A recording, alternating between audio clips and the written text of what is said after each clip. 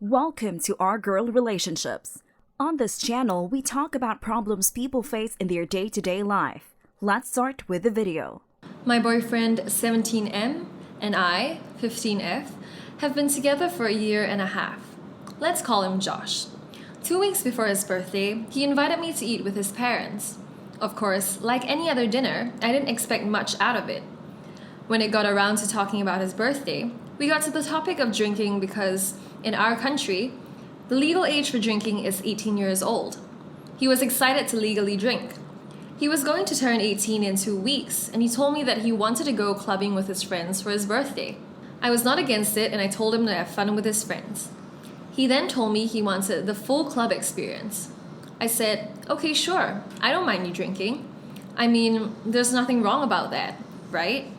So I was totally okay with it. His mother butted in and said that the full club experience meant drinking and picking up girls in the club. Since I can't go with them, Josh would be lonely without making out with girls. It would be boring. I just laughed. I thought this was one of their inappropriate jokes. But they just looked at me, and that's when it hit me. They're not joking or messing around. I asked Josh, is this it? Is this how you're gonna break up with me? Is this how we're going to end all of this? He said no. He just wanted to pick up girls at the club while he's drunk with his friends. That's it. He just wanted to sleep with someone, and since I can't go, it would be someone random because he wanted the full club experience. I'm still 15, and this conversation was really overwhelming for me. The two adults were also tolerating it. It really felt manipulative, and they obviously took advantage of my age and Josh's innocence. They kind of manipulated me into thinking that it was petty of me to not let him sleep with other girls. They were like, is this girl serious? You're not joking around, are you? It's just for his birthday. I mean, come on. There's no way I'm giving my boyfriend permission to cheat on me even if it's for his birthday, or just one time. I don't care. Cheating is cheating. On the way home, my boyfriend made me feel like crap. He got mad at me because I embarrassed him in front of his parents. I told him that if he really wanted the full club experience, we could just break up. He refused to break up with me because he said that he loved me and that I was his first love, and he wants me to be his last too. He even played victim because breaking up with him is so easy for me, and that it's obvious that I don't love him. We just argued the entire time. After that conversation on the drive home, he hasn't contacted me since, not even a single text.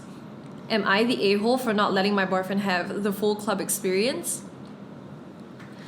My boyfriend is still mad at me, and he hasn't talked to me over the phone ever since that night. I've come to terms that even if I'm 2 years younger than Josh, I'm more mature than both of his parents combined. I'm still thinking about breaking up with him because, like you guys said, he is not the only red flag. The entire family is full of red flags. As of now, I don't know what to do besides sit here and wait for him. His birthday is tomorrow, and I'm kind of scared. But I guess whatever happens, happens. The thing I feared the most finally happened. I'm not surprised anymore with Josh. I'm just extremely disappointed. Josh cheated on me. He slept with someone from the club, but the weird part is that it wasn't someone random. It was someone close to me. Let's call her K, 18F. She is my childhood friend. We grew up together because her house is right next to mine. We're not very close anymore, but we're still neighbors. As unreal as it sounds, I wish this actually didn't happen. She confessed to me that they've slept together 3 times already. She confessed to me so that I would have a reason to break up with Josh and they can be together. But Josh doesn't want to initiate the breaking up. Josh told her that he loves me and he's serious about me. Whether he said that or not, he's the funniest clown alive. I just wanted to be swallowed by the ground when I read that. It's unfair how I'm dealt with a bad hand always, and Josh can be the happy-go-lucky person all the time. I don't like how he's not suffering as much as me. I'm so horribly mad. I want both of them to live unhappily too. I don't want to wait for karma to strike them down. I want revenge. Please, help me. What can I do to make them both miserable? Especially Josh. Josh and I finally talked again. We decided to end things 2 weeks ago. We broke up over the phone fast. We didn't argue or anything. I didn't confront him about his cheating, but he also didn't confess about it.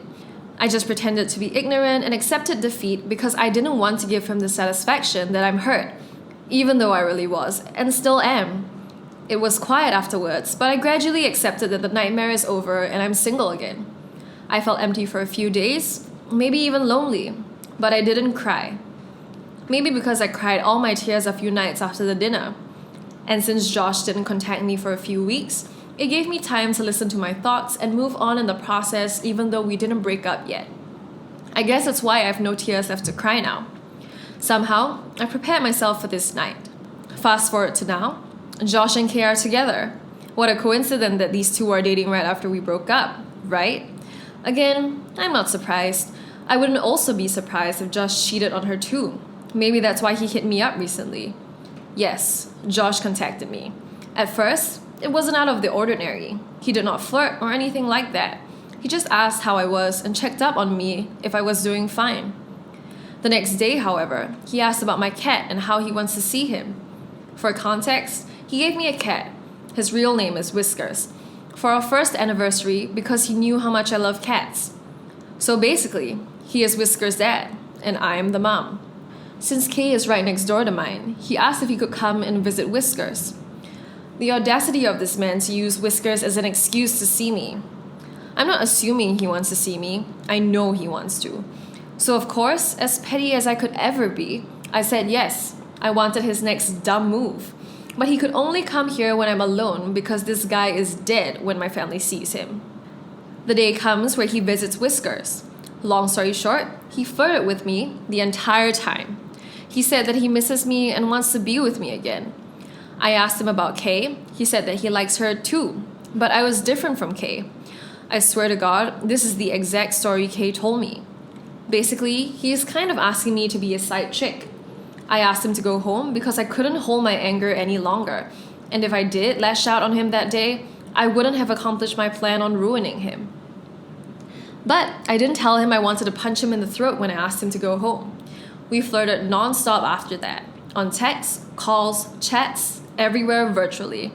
It even got sexual most of the time. I saved all those conversations in recordings and screenshots. My next plan is inviting him home again. It's been 2 weeks since the last update.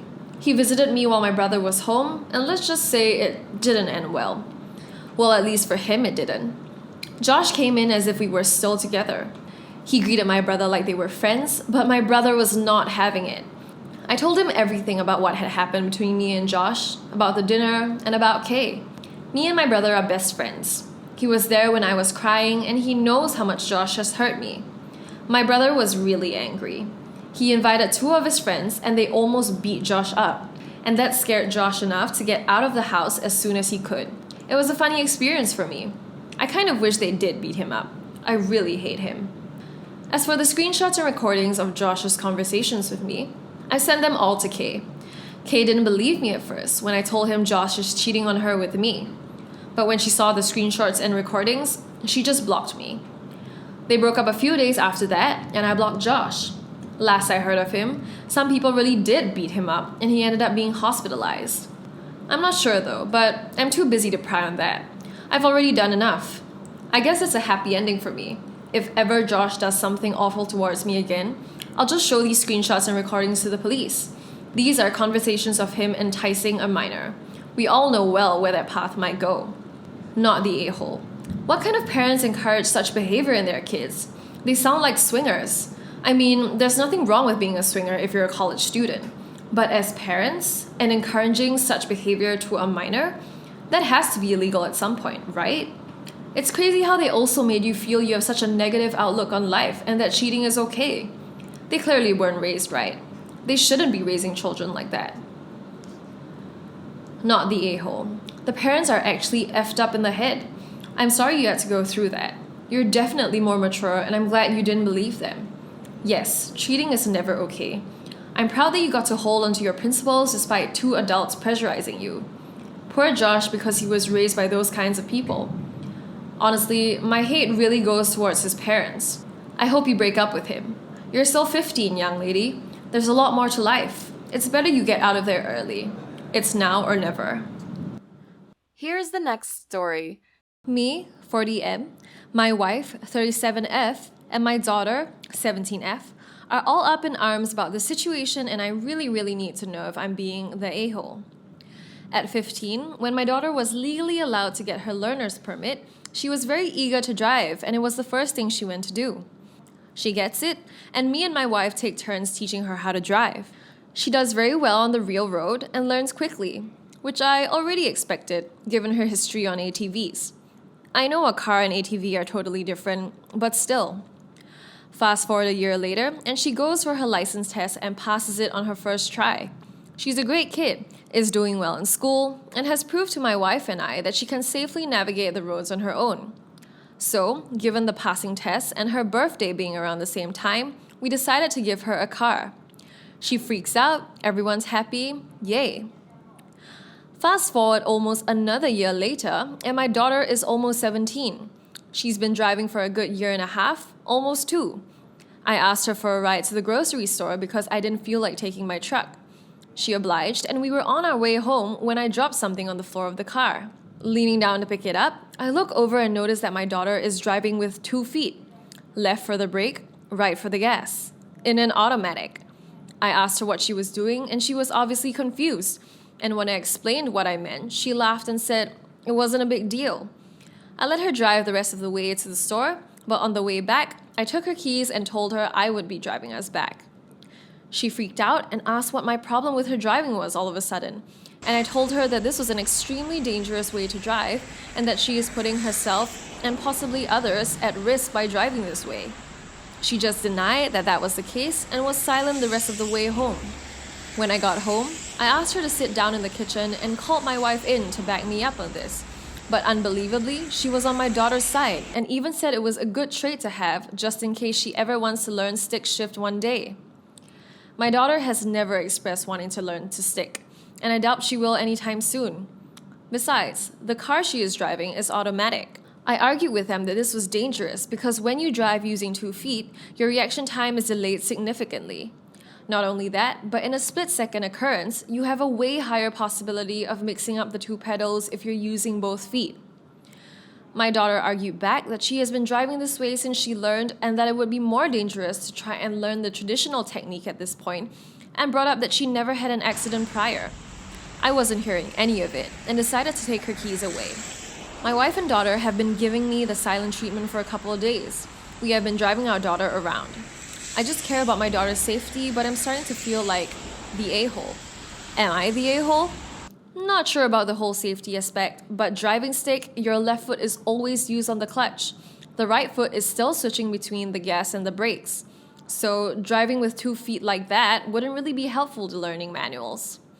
I think the concern is that if she was in an accident situation, would her reflex be fast enough on the correct pedal? Hopefully she wouldn't slam on the gas instead of the brakes. But if she's been driving for a long time with no issue, maybe she's fine? Not the a-hole. You are correct. She is increasing her chances of confusion in a split-second decision. And it's not a good practice. Also, even though all these 2-footers say they don't depress the brake, it is a possibility. I don't believe your approach was very successful because you did not acknowledge your daughter's accomplishments and intelligence. You treated her like a baby and belittled her. If you can get her to try driving correctly, she'll realize how much easier it is. But unfortunately, you've probably slammed that door shut. Literally not the a-hole. I had to take a 24 drive class and on-the-road driving course. Everything you said is true, and she won't pass the test because they will fail her on it. It is dangerous and not okay. You are doing the right thing. Your daughter really doesn't get the gravity of the situation. That split second it takes can end her or someone else's life. Your wife is being ridiculous. P.S. I'm writing as a young female who used to drive with both feet as well, and it caused me to get into an accident. Regardless, even if it is an accident and there's consequences, one of them could be that she kills somebody or herself. Here's the next story. Hey Reddit, I eloped 2 weeks ago and I couldn't be happier. The transformation into wife guy has been immediate and complete, and I'm so happy about the development that I tend to talk about her a lot. It's an enthusiasm that I think is befitting of a newlywed. One of the people bearing the brunt of this enthusiasm is my best friend and roommate. I've been working 60+ hours a week, and I haven't seen a lot of him lately. But when I do, she tends to be what I talk about. And when I talk about her, I tend to call her my wife. To me, it seems obvious that this is rooted in my excitement and the newness of the development. almost like I can't believe the good fortune that I've had in marrying her. And repeating it could make it somehow sink in. In a tone that I thought was joking, my roommate said she has a name when I was gushing about my wife. Because I thought he was joking, I continued to refer to her in that way. A day or two later, he was in the living room with his girlfriend, and I again made reference to my wife. And he said, "Seriously, would you mind calling her by her name?" I found it a little offensive and disrespectful to women. I said that I could understand and respect his viewpoint, but that I don't agree. I don't think her personhood is defined by her marital status or anything like that. I'm just excited that she's my wife. I said as much, and he said that he couldn't have known that. Part of me felt like he was trying to look good in front of his girlfriend. For the record, my wife enjoys when I call her my wife, because she's as excited about it as I am. When I told my roommate this, he said, "That's fine, you can call her that when you're talking to her. I just find it offensive to women in general, and even to me personally." To which, I wonder, is it not more offensive that, as a man, he's centering his feelings and feels qualified to speak on her behalf, despite what she actually feels? So Reddit, am I the a-hole for excitedly referring to my wife of 2 weeks as my wife? It's not a huge deal. I'll call her by her name in front of my roommate, and I wouldn't be surprised if in time I begin to do so more generally anyway. I just can't help but wonder about the true motivations for my roomie's comments, and if anyone else shares his viewpoint. Not the a-hole, but I find it weird. When I married my partner of 14 years, I would use my husband with strangers, but for anyone that knew him, I would simply use his name. Saying something like, "My husband and I went to the cinema," when I'm talking to my friends, seems weird as hell. I'd just say, "John and I went to the cinema." I assume your friend already knows your new wife by her name, so it must be unbearably irksome to hear her constantly referred to as my wife. To him, she's still Jane, or whatever her actual name is, and he will expect you both to still use her usual name to refer to her. The term "my wife" is only appropriate to use with someone to whom she is not known, and even then, Jane, my wife, is far more respectful than just my wife. Yes, you're excited, but there's no reason to be disrespectful to either Jane or your friend. Friend because I don't know his name either. Don't be the a-hole here. Take your enthusiasm for my wife to work, to the coffee shop, to the internet, anywhere you want to proclaim you're a partner to the world of people who don't actually know your wife, and let Jane be Jane where she was always Jane before.